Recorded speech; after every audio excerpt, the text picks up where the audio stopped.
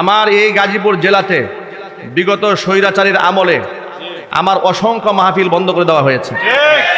এই কথা কি সত্য না অসত্য? সত্য। মনে রাখবেন, একটা মূলনীতি আপনাদেরকে বলে দেই। ইসলামের শত্রু যারা, আপনি মুসলমান হয়ে আপনার প্রকৃত মুসলিম বন্ধুকে চিনতে ভুল করলেও ইসলামের শত্রুরা তার শত্রু চিনতে ভুল করে না। এটা সবসময় মাথায় রাখবেন। যারা এই দেশে ইসলাম চায় না, ইসলামের রেভলিউশন চায় না, ইসলামের জাগরণ চায় না, তারা সবার উপর ক্ষিপ্ত থাকে না। দেখবেন একদিক থেকে এক আলেমকে জেলখানায় ঢুকাচ্ছে, যে ঢুকাচ্ছে সে আবার আরেক আলেমকে একেবারে জুব্বা পাগড়ি পরাইয়া খাওয়াইতে খাওয়াইতে বুড়ি মনে করেন মাইকের এই পর্যন্ত নিয়ে গেছে। ওই একই লোক। কি সত্য না অসত্য? সত্য, ঘটনা সত্য। যদি বলেন সত্য না অসত্য? একই লোক। এক আলেমকে করছে নির্যাতন, আরেক আলেমকে করছে আপ্যায়ন। তাহলে আপনি কেমনে বুঝবেন? এটা বোঝার জন্য খুব সহজ মাসালা হলো এই, ইসলামের দুশ্মনরা খুব ভালো করে জানে যে তাদের নৈরাজ্য এবং ইসলাম বিরোধী কর্মকাণ্ডের পথে মূল বাধা কারা। এটা তারা খুব ভালো করেই জানে। যাদেরকে তারা বাধা মনে করে তাদেরকেই তারা শায়েস্তা করার চেষ্টা করে। আর জালেমরা যাদেরকে মনে করেন শত্রু মনেই করে না, বন্ধু মনে করে, তাকে বাধা দেওয়ার কোনো দরকার আছে? আরো চিৎকার দিয়ে বলেন, তাকে বাধা দেওয়ার কোনো দরকার নাই। আমি বুটবাজার কেন্দ্রীয় জামে মসজিদে 8 বছর জুমার খুতবা দেওয়ার পরে সর্বশেষ আমার মসজিদ একেবারে পুলিশ দিয়ে ঘেরাও করে ধরা হলো। আমাকে আর জুমা পড়াতে দেবে না। আমাকে সরাসরি বলা হলো, আপনি মসজিদে ঢুকলে আপনারা গ্রেফতার করা হবে। অপরাধ কি? অপরাধ হচ্ছে আমরা ভাস্কর্য বিরোধী কথা বলেছি, অপরাধ হচ্ছে আমরা মোদি বিরোধী কথা বলেছি। ঠিক কিনা বলেন? তারা টার্গেট নিয়ে আমাদেরকে থাকতে দেয় নাই। কাশিমপুর ফুটবল খেলার মাঠে আমার বিরাট তাফসির কোরআন মাহফিল সম্মেলন, সেখানে পোস্টার হয়েছে যেদিন মাহফিল হবে তার সপ্তাহখানেক আগে কর্তৃপক্ষকে ডেকে বলেছে, মাদানী সাহেব মাহফিলে আসতে পারবে না, সব হুজুর আসুক, অসুবিধা নেই। এই চৌরাস্তা মাঠে আমার মাহফিলে পারমিশন দিতে গেছে, বলে মাদানী হুজুর আসলে দেওয়া যাবে না। গাছাতে করতে গিয়েছে, না পারমিশন দেওয়া যাবে না। কোনাবাড়ি করতে গেছে, পারমিশন দেওয়া যাবে না। আমাদেরকে তারা বাধা মনে করতো গাজীপুরের মাটিতে। কারণটা কি? এই মাটিতে কত মানুষ কথা বলেছে, তাদেরকে তো বাধা দেওয়া হয় নাই।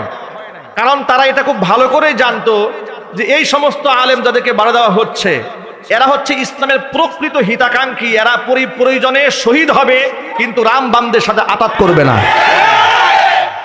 এটা ওরা বুঝে ফেলেছিল। ঠিক কিনা বলেন? আপনারা কি মনে করেন ওই রকম প্রস্তাব আমরা পাই নাই? কি বলেন? আমাদের গাজীপুর বুটবাজার কেন্দ্রীয় মসজিদে আমি শুধু জুমার খতিব থাকবো কেন, আমার বেতন 20 থেকে 50 হাজার বাড়ি আরো সম্মানের সাথে রাখা হবে, এমন লোভনীয় প্রস্তাব আমাকে দেওয়া হয়েছে। থানা অধি সাহেব আমাকে বলেছেন, হুজুর আমি যা বলবো শুধু আপনি এই কাজটা করেন না, অসুবিধা কি, আমার সাথে আপনি চলেন, আপনার কোনো ভয় নাই। আমি বলেছি না, আপনি যা চাচ্ছেন সেটা এখানে কোনোদিন হবে না। বুটবাজার মসজিদের মিম্বার থেকে যে গর্জন আগে ছিল, এই থেকে আরো ভয়ঙ্কর গর্জন সামনে থাকবে। এটা আমি থাকি আর আমি এখান থেকে চলে যাই। তখন তিনি বললেন, যদি নিরাপদ মনে করেন মসজিদের মিম্বার ছাড়তে হবে, তা না হলে আপনি কঠিন মুসিবতের সম্মুখীন হবেন। সর্বশেষ আমাকে তারা এখান থেকে তাড়িয়ে দিয়েছে। আমি চলে যেতে বাধ্য হয়েছি। আমি শেষ বিদায়টা পর্যন্ত আমাকে নিতে দেয় নাই। আমি যে শেষ বিদায়টা নেব মুসল্লিদের কাছ থেকে, এত বছর ছিলাম একসাথে, তারা বলেছে না, আপনি যদি বিদায়ের কথা মাইকে বলেন মসজিদে বিপ্লব শুরু হবে, রক্তাক্ত হয়ে যাবে, আমরা এই পরিবেশ করতে দেব না। এইভাবে আমি সহ কত খতিব সাহেবদেরকে বিনা নোটিশে মসজিদ থেকে বের করে দিয়েছে। শহীদাচারীর আমলে বিনিময় কি হয়েছে দেখেন।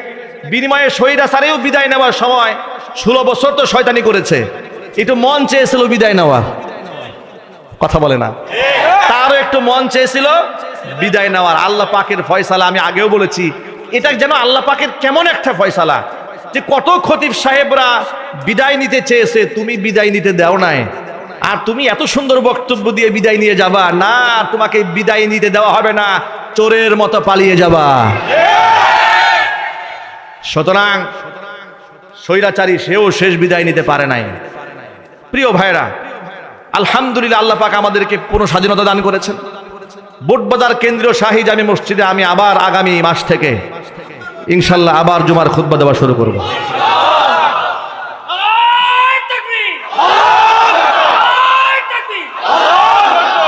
প্রত্যেক মাসের প্রথম 2 জুমা বুটবাজার কেন্দ্রীয় জামি মসজিদ, বাকি 2 জুমা ঐতিহাসিক আম্বর শাহ শাহী জামি মসজিদ কাওরান বাজার ঢাকা। এই 2 মিম্বার থেকে আমার খুতবা ইনশাআল্লাহ আপনারা ধারাবাহিকভাবে শুনতে পাবেন। এমনকি গাজীপুরে যতগুলো মাহফিল ওরা নিষিদ্ধ করেছিল, এই বছর আমি সব মাহফিল দাওয়াত নতুন করে গ্রহণ করেছি ইনশাআল্লাহ। গাজীপুরের মাটিতে এই বছর ইনশাআল্লাহ এমন কোনো বড় ওয়াল থাকবে না যেখানে আমাদের মাহফিলের পোস্টার থাকবে না। আপনাদের সব মাহফিলের মধ্যে হকের আওয়াজকে জমিনে প্রতিষ্ঠা করার জন্য জীবন বাজি রেখে আপনাদের প্রস্তুত থাকতে হবে। যদি আমাদের মাহফিল, আমাদের কর্মসূচি, আমাদের মিশন, আমাদের ভিশনে যদি কেউ বাধা হয়ে দাঁড়ায়, স্বৈরাচারী হাসিনাকে যেমন জুতা পিটা করে বিদায় করেছি, এর থেকেও কঠিনভাবে বাতিলদেরকে মোকাবেলা করতে আপনারা প্রস্তুত আছেন কি? আমি তো হাত দেখতে চাই।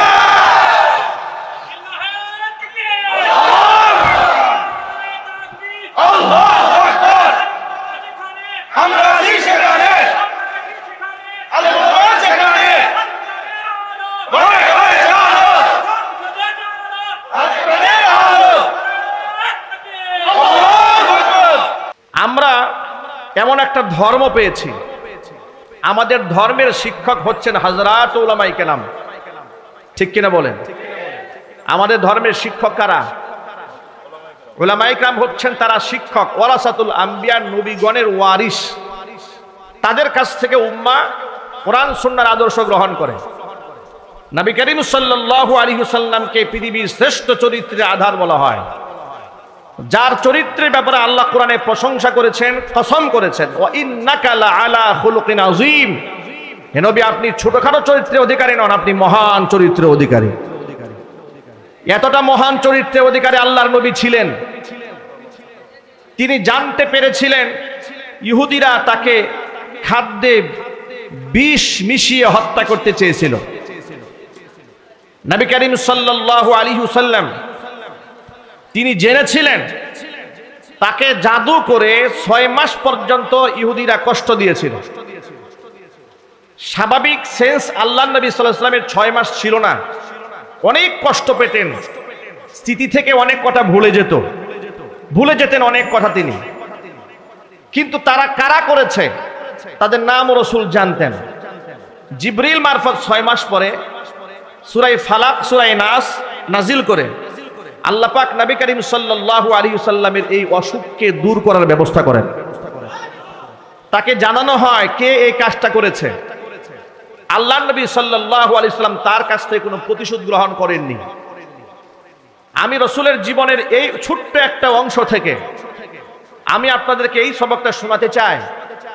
আল্লাহ পাক যখন মানুষকে ডাকবেন, ইয়া আইয়াতুহান নাফসুল মুতমাইন্নাহ, হে পবিত্র আত্মা, ইয়া আইয়াতুহান নাফসুল মুতমাইন্নাহ, হে পরিতৃপ্ত আত্মা, কলুষিত আত্মা নয়, একেবারে কদর্যপূর্ণ আত্মা নয়, যে আত্মার মধ্যে রিয়া নাই, সুমাত নাই, হিংসা নাই, বিদ্বেষ নাই, অহংবোধ থেকে যারা নিজেদেরকে পরিত্রাণ করেছে, যারা রবের সামনে সেজদা নিয়ে নিজের অহংবোধকে ধ্বংস করেছে, আমিত্বকে মিটিয়ে দিয়েছে, যারা পৃথিবীতে যা করেছে আল্লাহর জন্য করেছে, এমন পবিত্র আত্মাদেরকে ডেকে বলবেন আল্লাহ রাব্বুল আলামিন, ইয়া আইয়াতুহান নাফসুল মুতমাইন্নাহ ইরজিই ইলা রাব্বিকি রাদিয়াতাম মারদিয়া, তুমি তোমার রবের দিকে ফিরে আসো এই অবস্থায় তুমি নিজেও সন্তুষ্ট, তোমার উপরে আল্লাহ পাক সন্তুষ্ট। ফাদখুলি ফি ইবাদি, এরপর তুমি আমার বান্দাদের মধ্যে শামিল হয়ে যাও, ওয়াদখুলি জান্নাতি, এবং জান্নাতের মধ্যে প্রবেশ করো। পরিতৃপ্ত আত্মার মানুষগুলাকে আল্লাহ পাক জান্নাতে ডেকে নেবেন। সকলেই এই কথা খুব ভালো করে মনে রাখেন, বাহ্যিক সুরতের চেয়ে অন্তরাত্মা পরিষ্কার হওয়া আল্লাহর কাছে অনেক মূল্যবান। কারণ হচ্ছে আল্লাহর নবী সাল্লাল্লাহু আলাইহি ওয়াসাল্লাম বলেছেন, ইন্নাল্লাহা লা ইয়ানজুরু ইলা সুওয়ারিকুম, আল্লাহ পাক তোমাদের চেহারার দিকে তাকান না, ওয়ালাকি ইয়ানজুরু ইলা কুলুবিকুম ওয়া আমালিকুম, আল্লাহ পাক দুটো জিনিস দেখেন, একটা হচ্ছেন আল্লাহ পাক তোমাদের কলিজা দেখেন, তোমাদের আত্মা দেখেন, আল্লাহ পাক তোমাদের আমল দেখেন। আল্লাহ লেবাস পোশাক দেখেন না। আল্লাহু আকবার বলেন। আল্লাহু আকবার। বাহ্যিক দৃষ্টিতে কে কত বুজুর্গের ভাব ধরতে পেরেছে, কে কতগুলো তাসবির দানা জপেছে, এটা আল্লাহ পাকের কাছে গ্রহণযোগ্য নয়। আল্লাহ পাক দেখেন তার অন্তরের মধ্যে কি আছে। তার কারণ হচ্ছে বাহ্যিক দৃষ্টিতে আমাদের বাংলাদেশ সহ গোটা পৃথিবীতে এমন অনেক ক্ষুধাদ্রোহী আছে, ইসলামের অসংখ্য দুশ্মন আছে। মানুষকে ধোঁকা দিয়ে বোকা বাড়াবার জন্য অনেক সময় তারা মাথার মধ্যে পট্টি বাঁধেন, মাথার মধ্যে হিজাব পরেন, হাতের মধ্যে তাসবিহ ধারণ করেন। আবার সুযোগ পেলে তারা আলেমদেরকে জেলখানায় বন্দি করে নির্যাতন করেন। সুতরাং বাহ্যিক দৃষ্টিটা এই ক্ষেত্রে খুব বেশি প্রশংসনীয় হওয়ার কোনো কারণ নাই। আবারও এমনও দেখা গেছে একেবারে বিরাট বড় জুব্বা, বিরাট বড় পাগড়ি, বিরাট বড় কুর্তা, দীর্ঘদিন মসজিদে নামাজও পড়িয়েছে, খোঁজখবর নিয়ে দেখা গেল লোকটা মুসলমানই না, একটা খ্রিস্টান। বাহ্যিক দিকটাই মানুষের একমাত্র বিচার বিশ্লেষণ করার বিষয় নয়। বিদেশে যখন আপনি যাবেন, বিশেষ করে হজ এবং উমরার সফরে, সেখানে দেখতে পাবেন যে আফ্রিকা মহাদেশের কিছু মানুষের পোশাক আশাক, সম্পদশালী ব্যক্তি কিন্তু পোশাক আশাক দেখলে আপনার কাছে মনে হবে যে এই মাত্র উনি ভিক্ষা টিক্ষা করে আসছে মনে হয়। পোশাক আশাকের কোনো ধরন নাই, চেহারা সুরতের তেমন একটা আকর্ষণ নাই। কিন্তু এমনই একটি জাতিগোষ্ঠীর ভেতর থেকে হযরত বিলাল হাফসি রাদিয়াল্লাহু তাআলা আনহু ছিলেন, হাফসার একজন গোলাম ছিলেন তিনি। এমন একজন ব্যক্তির সম্মান আল্লাহর কাছে এত বেশি হয়ে গেল, আল্লাহর হাবিব বলেছেন বেলাল যখন আজান দেয় সে আজানের আওয়াজ আর সে মুআল্লায় পৌঁছে যায়। সুবহানাল্লাহ। ভাবা যায় ফজরের নামাজ পড়ে ইমাম সাহেব মুক্তাদির দিকে রুখ করে বসে না, এটা আল্লাহর নবীর সুন্নাহ। তিনি ফজরে এবং ইশায়, আসরে প্রায় নামাজের সুযোগ পেলেই মুক্তাদির দিকে রুখ করে বসতেন। রাতের বেলায় কোনো স্বপ্ন দেখলে সেই স্বপ্ন সাহাবীদের সামনে বিশ্লেষণ করতেন, আবার সাহাবায়ে কেরাম কেউ স্বপ্ন দেখলে রাসূলের কাছে তা শোনাতেন। ফজরের নামাজ শেষ করে আল্লাহর নবী বেলালকে ডেকে বলে, বেলাল তুমি এমন কি আমল করো, এমন স্পেশাল আমল তোমার কি আছে? বেলাল রাদিয়াল্লাহু তাআলা আনহু বলছেন, ও আল্লাহর নবী তেমন স্পেশাল আমল আমার কিছু নাই, আপনি যা বলেন তাই করি। তবে ব্যক্তিগতভাবে একটা আমল করার চেষ্টা করি, সেটা হলো আমার যখন জরুরতের প্রয়োজন হয়, জরুরত সারার পরে আমি ওযু করি, আর ওযু করে আমি কখনো নাপাক থাকি না, ওযু করে তাহিয়াতুল ওযু 2 রাকাত নামাজ আদায় করি। এই আমলটা আমি সব সময় করি। আল্লাহর হাবিব সাল্লাল্লাহু আলাইহি ওয়াসাল্লাম বলেন, বেলাল আমলটা তুমি ছেড়ে দিও না। গত রজনীতে আমি স্বপ্ন যুগে দেখেছি আমি জান্নাতের মধ্যে হাঁটতেছিলাম, আর আমার সামনে একজন ব্যক্তি হাঁটতেছে, আর আমার সামনে যে হাঁটতেছিল সেই ব্যক্তি আর কেউ নয়, সে হচ্ছে আমার সাহাবী বেলাল। কদ সামি'তু দাফা নালাইকা ফিল জান্নাহ, হে বেলাল আমি জান্নাতে তোমার 2 পাদুকার আওয়াজ শুনতে পেয়েছি। আল্লাহু আকবার। সামি'তু দাফা নালাইক ফিল জান্নাহ, বেহেশতে আমি তোমার পাদুকার আওয়াজ শুনতে পেয়েছি। আল্লাহু আকবার বলেন। আল্লাহু আকবার। আপনি পোশাক দিয়া, চেহারা দিয়া আল্লাহর কাছে দামি হতে পারবেন না, আমরা কেউ দামি হতে পারবো না। ইন্না আকরামাকুম ইনদাল্লাহি আতকাকুম, আল্লাহর কাছে সবচেয়ে সম্মানিত ব্যক্তি যার অন্তর যত পরিশুদ্ধ। জোরে কোন সুবহানাল্লাহ। ইসলামটাকে বুঝতে হলে আমাদের কিভাবে বুঝতে হবে? নবী করিম সাল্লাল্লাহু আলাইহি ওয়াসাল্লাম সত্য দ্বীনের মাপকাঠি হিসেবে কোরআন এবং সুন্নাহ আমাদের মাঝে রেখে গেছেন। আল্লাহর হাবিব বলেছেন, ইন্না হাদাল কুরআনা সাবাবুন, কোরআন হচ্ছে এমন একটা রশি, তরফুহু বিআইদিল্লাহি ওয়া তরফুহু বিআইদিকুম। সাহাবীরা শোনো, কোরআন এমন একটা রশি যে রশির এক মাথা আল্লাহর হাতে, আর এক মাথা বান্দা তোমাদের হাতে। আল্লাহু আকবার বলেন তো। আল্লাহু আকবার। আচ্ছা, আপনাদেরকে সহজে বোঝাবার জন্য একটা কথা বলি।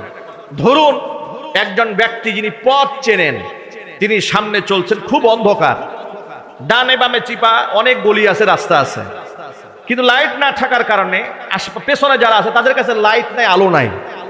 আলো না থাকার কারণে তারা যেন বিপদগামী না হয়ে যায়, এই জন্য সবার সামনে যিনি আছেন, যার হাতে টর্চ লাইট আছে, তিনি একটা বুদ্ধি অবলম্বন করলেন। যে বুদ্ধি হচ্ছে এই যে আমি একটা লম্বা রশি নেই, এই রশি আমার হাতে থাকবে আগাটা, আর পুরা রশি লম্বা পেছন পর্যন্ত যত বড় থাকবে, প্রত্যেকটা মানুষ এই রশিগুলাকে ধরে রাখবে। এর দ্বারা কি হবে, রাতের আধারে আমি যেদিকেই যাই না কেন, ডানে বামে ইউটার্ন নিয়ে এদিকে যায় সেদিকে যায়, রশি যতক্ষণ পর্যন্ত ধরে রাখবে, অন্ততপক্ষে সঠিক গন্তব্য পৌঁছার ক্ষেত্রে তার পেছনের সবার পেছনের ব্যক্তির আর কোনো টেনশন থাকবে না। কথা বলেন না, ঠিক কিনা বলেন? সবার আগে যিনি আছেন তিনি যেমন সঠিক গন্তব্যে পৌঁছবেন, সবার পেছনে যিনি আছেন তিনিও যদি কষ্ট করে এই রশিটা একটুখানি ধরে রাখতে পারে, তিনিও সঠিক গন্তব্যে পৌঁছে যাবেন। আল্লাহ নবী সাল্লাল্লাহু আলাইহি সাল্লাম বললেন, এই সঠিক রশিটার নাম হচ্ছে কোরআন। চিল্লায় এখন আল্লাহু আকবার।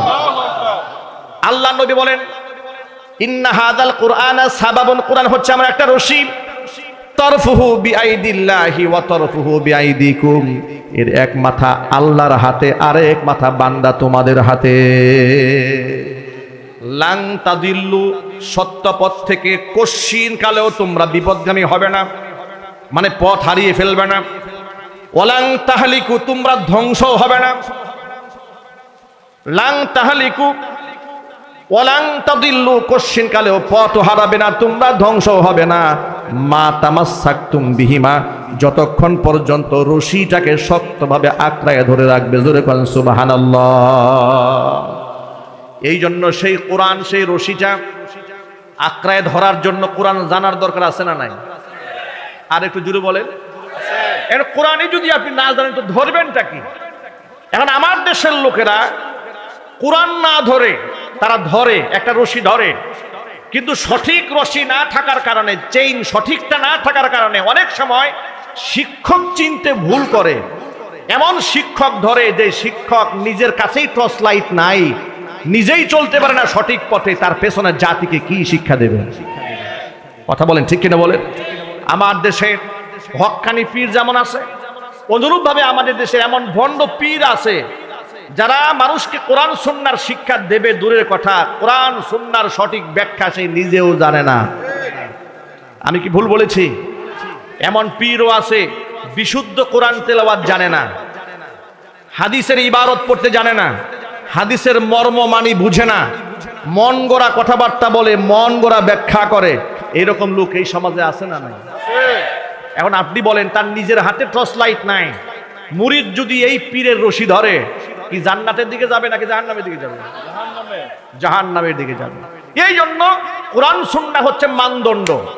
কোরআন সুন্নাহর মানদণ্ডে যিনি উত্তীর্ণ হতে পেরেছেন, তার হাতে টর্চ লাইট আছে, তিনি আপনাকে সঠিক গন্তব্যে পৌঁছে দিতে পারবেন। সুতরাং যার হাতে কোরআন সুন্নাহর লাইট নাই, কোরআন সুন্নাহর প্রকৃত ইলম নাই, তাকে মানদণ্ড মানার কোনো সুযোগও ইসলামে নাই। দেখেন, আমাদের মধ্যে এমন আসাবিয়াত গালেব, এই দেশের মানুষেরা এমন যে পীর যদি জাহান্নামে যায়, আমিও জাহান্নামে যেতে প্রস্তুত। এই লোক আছে না নাই সমাজে?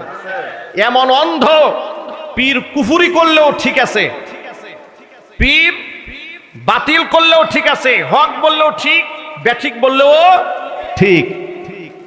এটাকে বলা হয় কোরআনের ভাষায় ইত্তাখাযু আহবারহুম ওয়া রুহবানাহুম আরবাবাম মিন দুনিল্লাহ। যে কাজটা করে ইহুদি আর খ্রিস্টানরা ধ্বংস হয়ে গিয়েছিল, কোরআন বলছে ইত্তাখাযু আহবারহুম ওয়া রুহবানাহুম, তারা তাদের ধর্মযাজকদেরকে গ্রহণ করেছিল আরবাবাম মিন দুনিল্লাহ, আল্লাহকে বাদ দিয়া রব বানিয়ে বসেছিল তাদের ধর্মযাজকদেরকে। আমি আল্লাহ কি বলেছি, আমার রাসূলকে বলেছে তা দেখতো না, দেখতো তাদের ধর্মগুরু কি বলেছে। এই কারণে ইহুদি আর খ্রিস্টানরা ধ্বংস হয়ে গিয়েছে। সুতরাং আমরা এখানে যারা আছি, আমাদের জন্য মূল বক্তব্য হচ্ছে কোরআন এবং সুন্নাহর মানদণ্ডে যারা উত্তীর্ণ, আমরা তাদেরকেই মান্য করব। আমরা বলি ইনশাআল্লাহ। বলেন না ইনশাআল্লাহ? আত্মশুদ্ধিমূলক কাজ যদি আমাদের না হয়, বাহ্যিক আমল দিয়ে আমাদের কোনো ফায়দা হবে না। আল্লাহর নবী সাল্লাল্লাহু আলাইহি ওয়াসাল্লামের আদর্শ লক্ষ্য করেন। সিরাতের ছোট্ট একটা ঘটনা আপনাদেরকে শোনাই, যে ইহুদিরা নবী করিম সাল্লাল্লাহু আলাইহি ওয়াসাল্লামের জানি দুশমন ছিল। আল্লাহর নবীর মনের মধ্যে তাদের প্রতি এত বেশি দরদ ছিল, আহারে এই লোকটা যদি ঈমান না নিয়ে দুনিয়া থেকে বিদায় হয়ে যায়, জাহান্নামে হবে। এই জন্য নবীজি সাল্লাল্লাহু আলাইহি সাল্লাম উম্মার ব্যথায় ব্যথিত হয়ে সব সময় চাইতেন সে যেন কালিমা নিয়ে দুনিয়া থেকে বিদায় হয়ে যায়।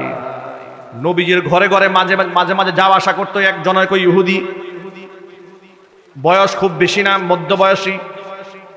তিনি শুনতে পেলেন, আল্লাহ নবী সাল্লাল্লাহু আলাইহি সাল্লাম শুনতে পেলেন তিনি দুরারোগ্য ব্যাধিতে আক্রান্ত, মৃত্যু শয্যায় শায়িত, বিছানায় কাতরাচ্ছে। নবী করিম সাল্লাল্লাহু আলাইহি ওয়াসাল্লাম এই সংবাদ শুনে দৌড়াইয়া তার বাড়িতে গেলেন। তিনি চিন্তা করলেন না, ও তো ইহুদি, ও মরুক আর বাসুক, এটা আমার দেখার কিচ্ছু যায় আসে না। নবীজি এটা দেখেন নাই যেটা আমরা করি। আমাদের অবস্থা এ হয়েছে, কেউ মনে আঘাত নিয়েন না, কষ্ট নিয়েন না, আমাদের অবস্থা এ হয়েছে যে আমার দলের যদি সে অনুসারী না হয়, সে যদি আমার দলের না হয়, ও কি মরল না বাঁচলো না বিপদগ্রস্ত হলো, এটা দেখার দরকার নাই। এই আদর্শ, এই বাস্তবতা এই বাংলাদেশে আছে না? আপনারা সত্য হলে সত্য বলবেন, মিথ্যা হলে মিথ্যা বলবেন। এই আসাবিয়াত, এই স্বজন প্রীতি এই দেশে এমন ভাবে দাঁড়িয়েছে, যদি আমার পীরের মুরিদ না হয়, সে যত হক্কানি হোক না কেন আর যত বিপদেই সে পড়ুক না কেন, এলাও হবে না। কথা বলেন, ঠিক কিনা বলেন? কিংবা আমার রাজনৈতিক দলের লোক, আমার রাজনীতির বাহিরে যে যত বড় নামাজি হোক আর যত বড় আলেম হোক, সে যত বিপদগ্রস্তই হোক না কেন, আমার এটা নিয়ে কোনো মাথা ব্যথা নাই। বাস্তবতা আছে না নাই? আমি রাজনীতি একটা দল করি, ধরেন অবস্থা এই হয়েছে আমাদের আসাবিয়াত, যে আমার রাজনৈতিক নেতা তিনি যদি কুফরিও করেন, তিনি যদি শিরকিও করেন, তার বিরুদ্ধে কেউ যদি একটা শব্দ করে, তাহলে তার 14 গোষ্ঠী উদ্ধার করার জন্য আমি পাগল হয়ে যাব। কথা বলেন, ঠিক কিনা? এবং এই কাজটা করেন খুব ইমানি দায়িত্ব নিয়ে। মনে করেন আমি খুব ইমানি দায়িত্ব পালন করছি। ভাই, আপনি ইমানি দায়িত্ব পালন করছেন না, আপনি শাহওয়াতুন নফস, আপনি নিজের নফসের খাহেশ মেটাচ্ছেন, আপনি আল্লাহর জন্য করছেন না। আর আপনার এই আন্দোলন, আপনার এই চিন্তা চেতনা আপনাকে জান্নাতমুখী করবে না, আপনাকে জাহান্নামমুখী করে দেবে। কথা বলতে হবে, ঠিক কিনা? এটা রাসূলের সিরাত নয়, এটা আল্লাহর নবীর আদর্শ নয়। আল্লাহর নবীর আদর্শ কি দেখেন, আল্লাহর হাবিবের আদর্শ হলো, ইহুদি অসুস্থ হয়ে গেছে, মুসলমানদের চরম শত্রু ইহুদি। সন্দেহ আছে আপনাদের? কুরআন বলে দিয়েছে, লাতাজিদান্না আশাদ্দান্নাসি আদাওয়াতাল লিল্লাযীনা আমানুল ইয়াহুদা ওয়াল্লাযীনা আশরাকু। অনবীজি, ইমানদারদের জন্য সবচেয়ে ভয়ঙ্কর দুশমন পৃথিবীর দুইটা জাতি। একটা জাতির নাম হচ্ছে ইহুদি, আর একটা জাতির নাম হচ্ছে মুশরিক, যারা আল্লাহর সাথে শরীক স্থাপন করে মূর্তি পূজারি কিংবা অন্যান্য পূজার মাধ্যমে, দেবদেবীর পূজার মাধ্যমে যারা আল্লাহর সাথে শরীক স্থাপন করে, ওই সমস্ত ব্যক্তিরা কোনোদিন মুসলমানদের আপন হতে পারে না। এটা আমার কথা নয়, এই বক্তব্য স্বয়ং আল্লাহ রাব্বুল আমিন দান করেছেন। সুতরাং ভালো করে মনে রাখবেন, কোন মুশরিক যদি আপনার প্রেমে হাবুডুবু খায় কিংবা আপনার প্রশংসা করে, আল্লাহর কসম করে বলি, ওর প্রশংসার মধ্যেও ভেজাল আছে। ঠিক কিনা বলেন? আল্লাহ নবী সাল্লাল্লাহু আলাইহি ওয়াসাল্লাম জানতেন ইহুদি আমার দুশমন, এরপরেও সে দুরারোগ্য ব্যাধিতে আক্রান্ত হয়ে মৃত্যুপথের যাত্রী। নবীজি ঘরে বসে থাকেন নাই, দৌড়ায় তার বাড়িতে গেছেন, তার পাশে গিয়া বসেছেন। পাশে গিয়া তাকে বলছেন, আল্লাহর বান্দা, দুনিয়া থেকে তুমি তো বিদায় হয়ে যাবা, বিদায় হওয়ার আগে একবার তুমি কালেমা পড়ে বিদায় হয়ে যাও। তুমি একটা বার যদি কালেমা পড়ে বিদায় হয়ে যাও, তুমি জাহান্নাম থেকে মুক্তি লাভ করবে। তখন ওই মুমূর্ষ অবস্থায় তিনি ভালো করে কথা বলতে পারতেছিলেন না, আওয়াজ করে, অস্ফুট আওয়াজে ইশারায় ওই ইহুদি তার বাবাকে ইঙ্গিত করলো, আব্বা, ও আব্বাজান, আল্লাহ নবী মুহাম্মদ সাল্লাল্লাহু আলাইহি ওয়াসাল্লাম আমাকে যে দাওয়াত দিয়েছেন, আমি কি সেই দাওয়াতটা গ্রহণ করব নাকি? তখন তিনি বললেন, আতিয়া আবাল কাসেম, তুমি কাসেমের পিতার আনুগত্য করো, তার কথা মান্য করে নাও। সাথে সাথে ইহুদি পড়ে নিয়েছে, আশহাদু আল্লা ইলাহা ইল্লাল্লাহু ওয়াহদাহু লা শারীকা লা ওয়া আশহাদু আন্না মুহাম্মাদান আবদুহু ওয়া রাসূলুহু। এই কালিমা পরে শাহাদা দিয়া সাথে সাথে দুনিয়া থেকে বিদায় হয়ে গেলেন।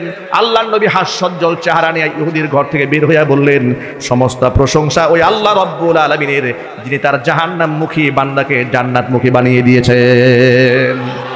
আমার প্রিয় ভাইরা, আল্লাহর নবী সাল্লাল্লাহু আলাইহি সাল্লামের চরিত্র নিয়ে গোটা পৃথিবীর কেউ প্রশ্ন তুলতে পারে না।